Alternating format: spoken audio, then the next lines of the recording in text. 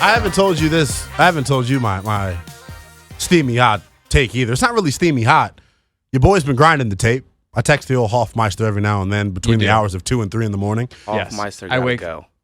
I wake up to a text from Lynnell, and I'm like, you should be sleeping. So you didn't say that over the air, did you? No, he did. Craig, you like that name? No, I just am blowing past it. Okay. Okay. So here's the thing. You were tweeting about Jayden Daniels the other day, and you said something that I thought was crazy. What did I say? You said that he was like a runner, or as a runner was in the Lamar Jackson category. He's not. He doesn't have the break a guy down, but he's straight line fast as all outdoors. No, he makes people miss. Right, but that's the point. Is you can't say he's Lamar 2.0 when he can't shake people like Lamar. Trust me, I went to Syracuse. I remember when Lamar bursted on the scene. But dude, he runs away from people. Yes, at a rate that you just don't see it. So did Robert. And to do it in the SEC, it's levels to it to me. Robert did it too. Robert was an Olympic caliber sprinter. Pac-12 though, or the Big 12, whatever they wanted to call it. When you get out on the track and you're running 10.4 or whatever the hell Robert ran in the hurdles, Robert Griffin is one of the fastest quarterbacks to ever play the game. Yes. And I think Jayden Daniels is somewhere between Lamar and Robert. I think he is shiftier and can shake more guys and is a better open field runner and harder to pursue than Robert, who was pretty much straight line. Although before the injury, he did have a little bit more shake to him at Baylor. But he's not Lamar. Lamar is as good as any player in the league with the ball in his hands. And so to put someone on that level means that's got to be true. He's not. Jayden Daniels will be one of the 5 best runners in the sport as a quarterback the second he steps on the field. But he's not Lamar. You can't build it. No one. That's the point. So you're saying top 5. I don't know where you're finding 4 other guys besides Lamar. If you're going to exclude Lamar. Anthony Richardson would be up there. He's not as fast, though. Richardson ran a 4.3. How quickly did your memory go? Watching them. Who looks faster when you're watching them? Jayden, because he's slimmer. You don't realize how fast Richardson is going. The stopwatch doesn't lie, bro. We'll see what Jayden runs if he elects to run, but I'd be hard-pressed to say that Richardson's faster than him. But I don't know. Anthony Haney. Am I misremembering, or did Anthony Richardson run a 4.3 last year? It was a 4.43 at 6'5", 240, yeah? Yeah. He's heavier. Yeah. Jayden's 6'4". Yeah, that heaviness. I hear what you're saying. My point is to simply say, I'm not trying to poo-poo Jayden Daniels. I love Jayden Daniels. I am all aboard for Jayden Daniels from what I have watched. I am a big fan. I think his feet are good. I think he understands how to get the ball on time. You'd like to see him throw over the middle a little bit more, but that has to do with the offense. There is examples of him hitting a dig in timing, and you're like, yeah, why couldn't NFL quarterbacks do that this year when I watched them on tape? He just got to get coached up, man. But Lamar is one of one as a runner. Don't do that to anybody. That's not fair to them. Lamar is one of one. Okay. With that said, as much as you love Jayden, you don't want Jayden. No, I don't want Jayden. What I want is maybe a pipe dream. I hope that Adam Peters and company, when they go through and they grind the tape, they feel how I feel. There's nothing on this 4-win Commanders team that I would not give up to get Caleb Williams. He is far and away the best quarterback in this class. Lowest floor, highest ceiling. I just think the things that he's able to do inside of the pocket, outside of the pocket, on schedule, off schedule, the arm talent, he walks in and is automatically in that Mahomesian, Josh Allen, Burrow category. I think what he does with his right arm is that special. He's got the elusiveness of Jayden Daniels when it comes to escaping pressure, but Jayden takes off and runs. Caleb's keeping his eyes downfield and trying to chuck it 70 yards behind the safety that thinks is coming up. That's going to come up and get him. I really don't, and I apologize for it. If he's listening, of course he is. I apologize because at midseason, I think I said something along the lines of, well, Sam Howell's playing so well that I wouldn't want to trade up to go get Caleb because you want to put those pieces around Sam. The quarterback's the most important thing. Let's play the game. I'm going to pull a page out of the Dan Le Batard playbook. ring. It's not Poppy on the banana phone. It's me. I'm Ryan Poles, the general manager of the Chicago Bears, calling you Lynnell/Adam Peters, and I want 4 first-round picks. You want 4 first-round picks for me to move one spot? Yeah. I don't think. Come on, Craig. You just said you give up anything. We have to use. He's a generational prospect. He is, but 4 ones? Welcome to the negotiations, bro. Hot seats hot. All right. I mean, but look, I 4 ones is strong. And so that's my point. What are we actually talking about here? But Craig, that's not even a realistic offer, though. To go up one spot, we have the framework of what it looks like to move up one spot. Okay, what's counteroffer then? That's welcome to negotiations. I offer something, you counteroffer. I will give you the number 2 pick plus John Allen plus my second rounder. Get lost. I just gave you a foundational piece for your defense, and I gave you who's older and expensive, and his deal is actually like quite team friendly right now in terms of like where he's paid amongst D tackles. Fine, but here's the thing. I'll give you Sam Howell. You know how much that you love. Yes, Caleb Williams. Me too. So it's going to cost you more. I will give you my. I will give you my 1 this year. I will give you my 1 this year, my 1 next year, my 2 next year, and John Allen. I will give you 2 1s in John. That's more possible, and I don't think is as crazy. But if Caleb Williams, if I'd even give you 2 2s. I mean, if I am Ryan Poles, like you're going to give me not my 2 back. I want your 2 this year. I want the 35th pick in this draft. Fine. Okay? Fine. But if I am Ryan Poles and I think that Caleb Williams is as good as you do, there is no price outside of like 3 1s or 4 1s that you're getting. Well, 3 1s. That's 3 1s is the line here that we're talking about. 3 1s may be a conversation with me. So that's that good, people. I'm not trying to speak in hyperbole.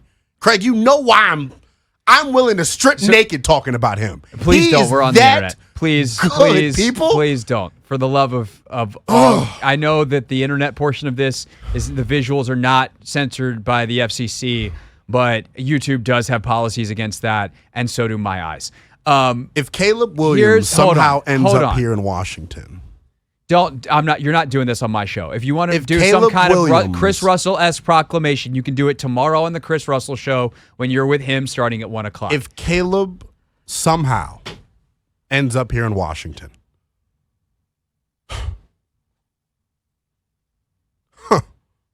I would be hot under the collar. Clearly. Okay, hold on. Can you give me a 20-second version of your description of him again so that I can just take your overinflated balloon and destroy it with one single? I think he can hit every throw on the field. I think his movement within the pocket is unlike anything we've seen in like a really long time. He's like special in that area.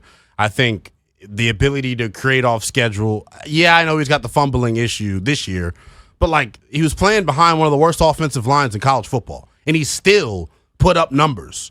His receiving core isn't that great, yet he still put up numbers. No, I'm talking about what he does. What he does is special. I just told you. By the way, I did see Anthony. I did see Lynnell's doing some stuff with DC News Now, and his number 1 guy that he likes in the Senior Bowl is a receiver from Southern California. So I do find that hilarious. It's like a 3rd or 4th rounder. But hold on. He is this elite scrambler. Doesn't really play on time, but it doesn't matter because he's so good. I think that's lazy. Where people are going to say that he lazy. doesn't play on time. I've watched the tape. He never is on time. Bro, he plays there.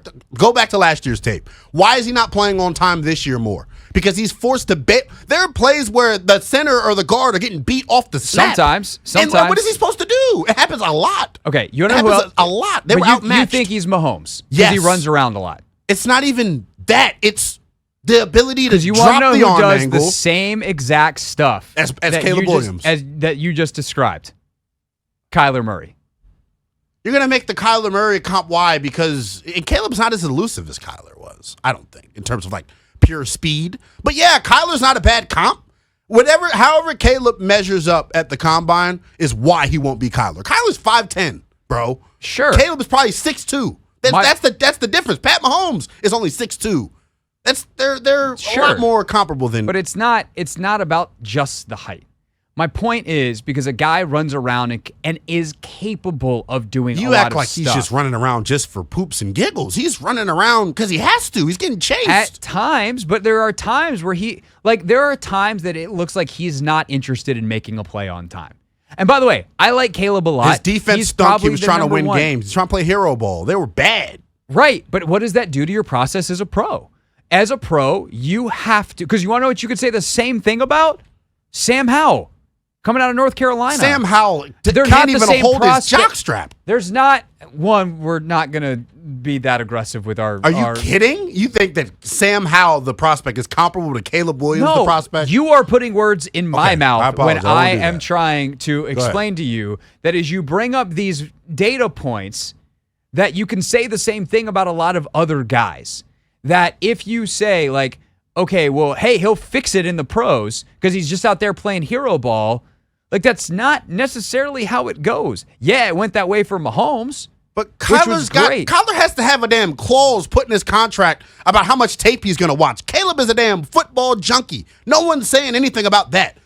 No one's talking about the kid loves the game. The kid's been around football his entire life. That's what he wants to do. I have no questions about whether he's going to work hard at it. He's more talented than Kyler.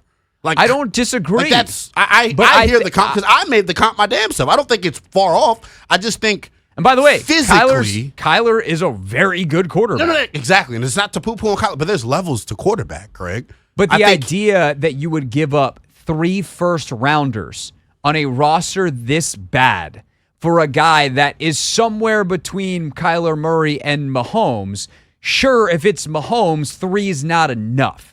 If it's Kyler, you've murdered your franchise. That's the point.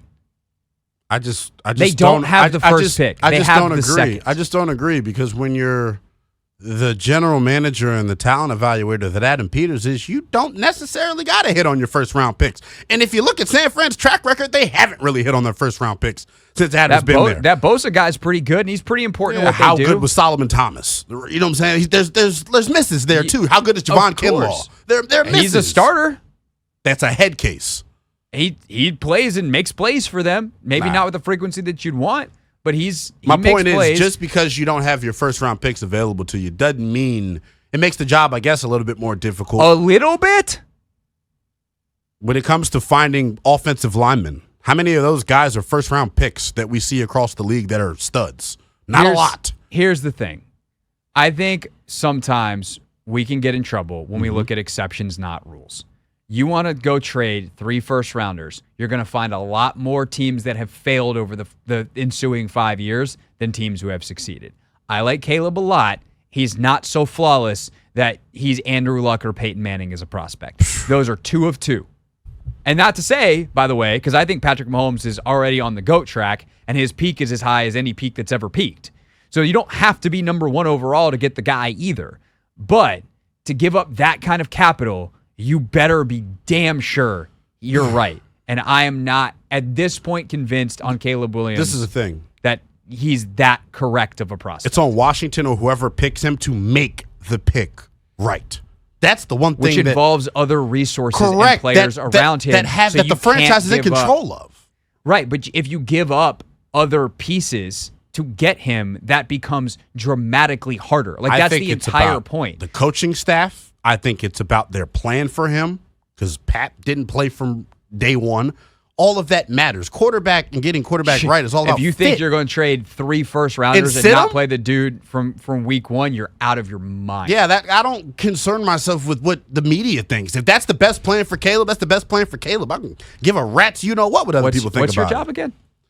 Media, sure. But, like, if I always have said this about Caleb, like, if we're going to make the Pat comparison, know that Pat also know that Pat also had Alex Smith. Yeah. And they don't have that here. And they don't have Andy Reid. All right, we have to stop there. We will probably. The good news is the draft is not for another 4 months. We will get back to the Ben Johnson stuff next.